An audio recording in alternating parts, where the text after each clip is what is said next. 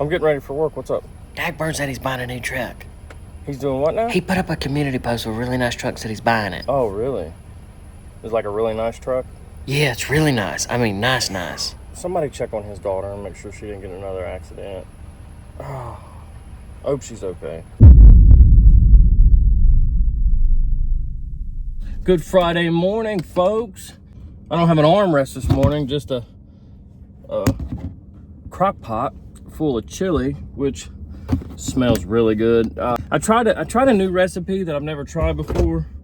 We're about to find out. But listen, how about this saga? These same characters for all these years still trying to figure it out. You got this dude who has nothing to do with it except for being obsessed. And you gotta love when he says genre.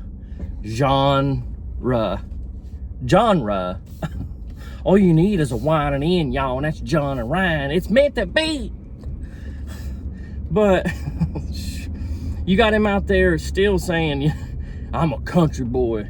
I'm the only country boy. Meanwhile, Hiccup, I'm about to throw up off of a dip of snuff. I don't know. I don't even claim to be a country boy, but this guy's like in a race or something with a cell phone. And of course, you got this guy still trying to figure out what a common denominator is. He still doesn't understand it and tries to live his life off of documentaries. Even people the closest to you have moved away from you. Have you ever seen a fucking music documentary in your life? You didn't watch none of these music documentaries ever as a musician? Bruh, those are heavily embellished pieces of artwork. You know when a rap song, some of them are real and they actually do some of the stuff they say and then they get locked up for it. But for the most part, about 80% of, like rap music, when they're saying they're running out and doing these drive-bys and stuff like that, it's just embellished. You don't live your life by a movie or a song, Ryan. And then to turn around in that same breath, say, you know what's wrong with y'all? Y'all don't know who you are. You don't know where you're going. Well, as long as they're not living their life by an Elton John documentary, they know a little bit more about themselves than you do. And then, of course, the icing on the cake, because it always gets brought back around to this with Johnny, is when people call him out for stealing his daughter's money, right? When people call him out for being a lazy bum and not supporting his family, to him, that's a tax on him that everybody's doing just to get to Ghost Ranch, y'all. No, it ain't. It's people trying to hold you accountable. Was there people that took it a little too far? Yeah. I mean, there's people that's done all kinds of stuff, and so have you. You took it outside of YouTube way more than anybody did, Bubba, and you still are. You still to this day, just like I was talking the other day about your little buddy that you recorded downtown. That was outside of YouTube, wasn't it? Trying to get the man locked up. That's your thing, though. That's your theme, Bubba. Didn't you go down and get charges filed against me? That was inside of YouTube. That's right. Paintsville, the city attorney, is inside of YouTube. I'm the one confused, clearly. But you gotta imagine after this short that he made where he's like, they're listening to Ryan, y'all. These construction guys. He shut that camera off and went in there. You guys, that song that you're listening to, that guy hates my guts and came all the way here to file charges against me and kick my ass? Yeah, I know, right? Ryan, I'm talking about Ryan. But anyway, I play his music every day, and one of these days we're gonna make love. I'm pretty sure. Dude, Ryan, no, listen, and I mean no hate by this. Like, I'm really trying to help you out, and it sounds like all these other people are too. I watched Broadnex's video, and I respect it. I respect all these guys, every one of them. Well, I mean, that goes without saying, but every one of these guys, just, to me, I get that feeling of genuine. You know what it takes to do this right here, this video that Broadnex put up? You know what that takes to do that? To come out and tell another grown man, like, look, Bubba, it's all love over here. Love you too, Ryan. And you're right about this kid, Just Trey. And we agree with you, and we want to all work together. But your ego, dude, you just, it's because I'm the top dog is the reason. It can't be because they actually just want to be genuine and work with me and be some sort of a friend. It's kind of condescending and a little smart ass of me to say it this way, but common denominator is That means that there's one person that's in the middle of all these little fusses and fights. There's one person that's always, you know, there's different opponents. You get my point, right? You're the common denominator. I gotta go into Kroger. I don't know what I was thinking. I didn't get any of the toppings for this chili last night, like a doofus. And I don't even know if people want toppings, but I'm gonna grab some like Frito chips or whatever, and some cheese, and a little thing of hot sauce, so that, you know, whatever they want, if they want to pizzazz it up a little bit. But what I ended up doing was putting a half a pound of thick cut applewood bacon in it, some grass-fed organic beef, 1 pound of that, some jalapeno, and it didn't make it hot at all, so don't worry about that. But Many hours later. so turns out the mirror doesn't hide those spots. Anyway, I don't even know what this vlog is about at this point. It's been a long day. I got up at 5 o'clock this morning, or 4:45, something like that. Grabbed all my guys up and took a trip 2.5 hours away to spend the day with them, have a chili cook-off competition. I lost. I got a consolation prize though, a gift card. I have no idea what's on it, but yeah, man, I am wore out today. It was a lot. Little Finley's sick, unfortunately, which thankfully my wife left work early to go be home with him and lay with him while he's sick, because like I say, I have hours away today. So yeah, I don't even know what I was talking about earlier. I'd have to look back at it, but I believe it was this whole weird deal with these guys, man. This Ryan and what about this Just Trey guy? You can imagine, like, this poor guy, they're like arguing over it. It's like a little piece of cheese got tossed into a room full of rats, and they're all like, Just Trey's with me. Nuh-uh, I like Just Trey, and I said it first. And nah, but we want Just Trey on our album. And you got to wonder how Just Trey feels about that. I mean, I guess it's kind of good publicity a little bit, like to have a bunch of guys that are pretty much the biggest ones in the lane of music that you're trying to get into, in the genre of music you're trying to get into, all kind of arguing over who likes them and how long they liked them, and proving that they liked them first or whatever. I don't know, but it's funny to hear these guys even say that they don't like drama when that's all I've ever known this to be. I've only actually paid attention to country rap for the last couple of years, and it's all drama. I mean, especially with this guy. I mean, he has a problem with everybody, and it's so contradicting, and it's not even fun. I guess if I wasn't so tired, it is kind of fun sometimes to point out the contradictions. But dude, like, he says that I'm not worried that anybody's out to get me at all, but then turns around and says this. Who is the most respected in country rap? I'm sorry, but it's me, mother. And I know it's me. And that's the only problem I can think that y'all has got with me.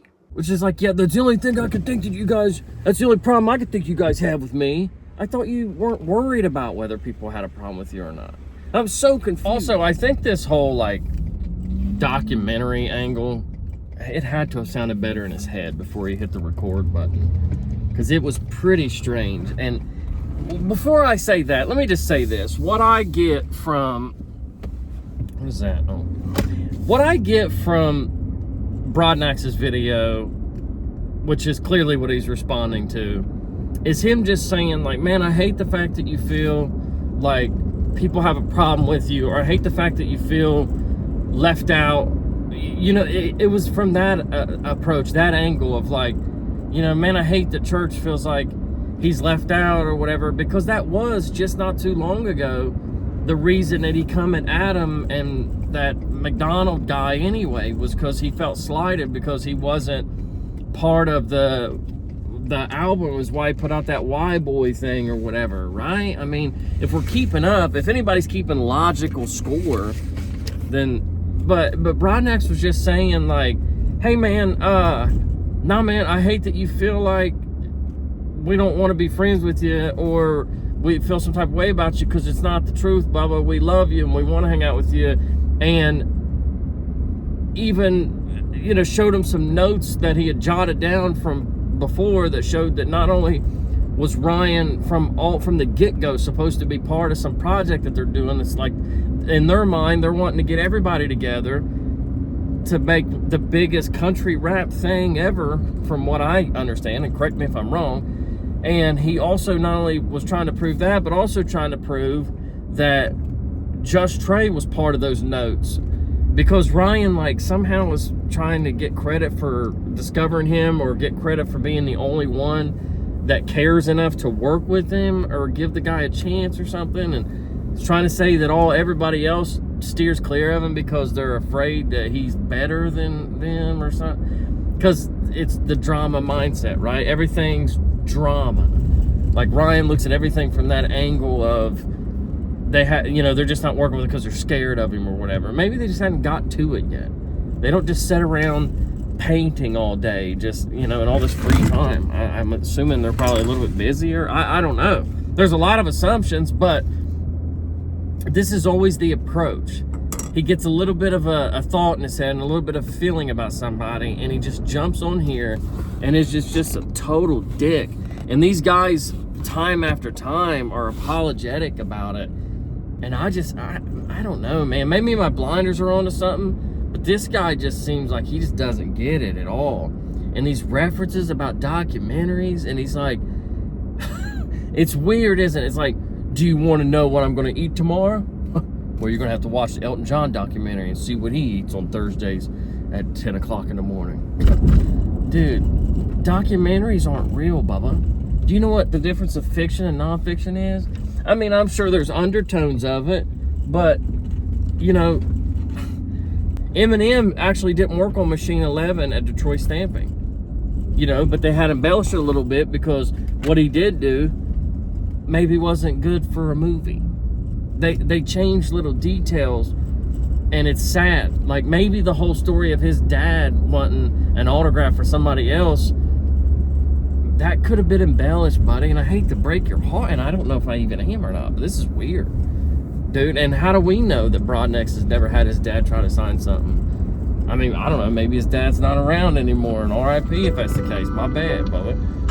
This just gets weird, and it's more boring the more it goes on. And I think what fuels this, and the problem with it, is there's all these people in the comments willing to back him up. And of course we got Dingleberry here letting us know that tonight he's going to give us his intelligent opinion of it, right? His concise breakdown of the situation, what the damn dag burns of this world feel. In conclusion, who knows? I tell you what, the smartest move would be is if this was all just one big ploy, just to get more people to tune in because they think that they're all fighting as a group, or they all can't get along for whatever reason. But it is kind of weird to always feel like somebody's got a problem with you, or always to feel like there's some like hidden agenda when people want to work with you, and now it's because I'm the best and they want to work with me, it's exhausting, dude. But I will say this, and this is something that just data backs up and proves, kind of like the fact that Anne Hesh really was in a relationship with Ellen. You can Google it, is what I'm trying to say. The fact that he was like, hey man, so I've watched the documentaries, and the people who get $30 million in the bank, everybody goes away from them. He said it as if like, hey bro, are you stupid? Ain't you seen what happens? The reason you don't know about people closest to you moving away from you is because you never had $30 million in your bank account. The documentaries will even say it. If you got $30 million, nobody goes around you anymore. What? Isn't Ludacris, like, with his same wife now going on 11 years? And, like, has, like, one of the most normal lives ever? Hell, even Eminem, like, made up with his mom and, like, remarried Kim again. You know, and they're all one big happy family. And I'm sure he's got you know, north of $30 million at this point. I just don't get the logic, man. And it's kind of sad, dude, if this guy lives his life by that and you're paranoid that, right? That's paranoia. That's the definition of it. When somebody says, no, I don't go out and try to have a good time in downtown Nashville, or I don't go do this, or I don't go do that, and I only get a girl pregnant that went to my high school because I've seen the documentaries. What? That just means like that you think everything is based on how some movie or documentary turned out, and you're literally physically avoiding certain circumstances or trying to make it a certain way or mold it. You can't force things to happen. Things are going to happen in their natural progression, and that's how you can't force it because you think it's going to turn out like some documentary turned out. It's strange, man. But anyway, I tell you what's strange is probably the consistency of this video. It's got to be all over the place, man, because I start and stop so much. I can't even remember where I picked up or left off, and today was such a long day on the road. Of course, I always offer the drive. Like, I always offer to drive, especially with, you know, all my guys or whatever. They work hard enough for me. And you know what? I will say this. Let's end this on a good note. This time last year when we had the Employee Appreciation Day, it was all new faces, as it always is. But this time here, there was one new face, and don't get me wrong, and that was the best part of the day, was my new guy got to hang out with us all day.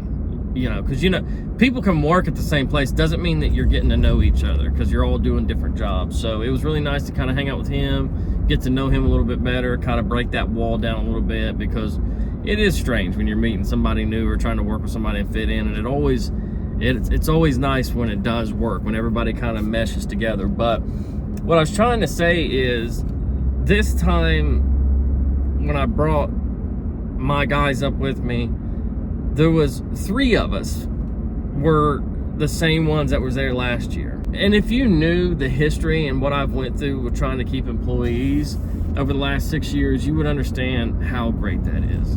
It has been one tough road, man. And there's been times that I lost all the guys to one reason or another, just laziness, or they moved, or their girlfriend broke up with them, or their dad wouldn't give them a ride to work, whatever the story was, and I was doing every job by myself. So, if nothing else, it's taught me a lot. I will say that, and I have the utmost respect for these guys, and I try all the time to show them that I appreciate them, and to show them that they are valued there, and this thing can't run without them, you know, basically. It can. I don't want to say that to them because, you know, it's disrespectful, but, and I don't know. It could a couple of years ago, whenever I was a little bit younger and a few pounds shy of where I'm at now. But I don't, maybe it can't. I don't think I could do it right now, if I'm being honest. But anyway, I got to bring some familiar faces up there. We all got to sit around and have some chili. Not everybody cooked something. Some people brought like wings from Wings, etc. Some people brought cheesecake. Actually, one of the girls made this really cool like pumpkin dip thing and was inside of a pumpkin. I'll put a picture right here. I thought that was pretty neat. I'd never seen that before. But had a good day, man. Overall relaxing day, not really working super hard, but still tired from all the traveling. But yeah, I guess let's just sit back and see how this works out. It's really like a soap opera nowadays. The country rap scene is a soap opera. And and Doofus is just the cherry on top, man. But anyway, hey, we'll watch and we will commentate on it so that we can pay that truck off, baby. Woo!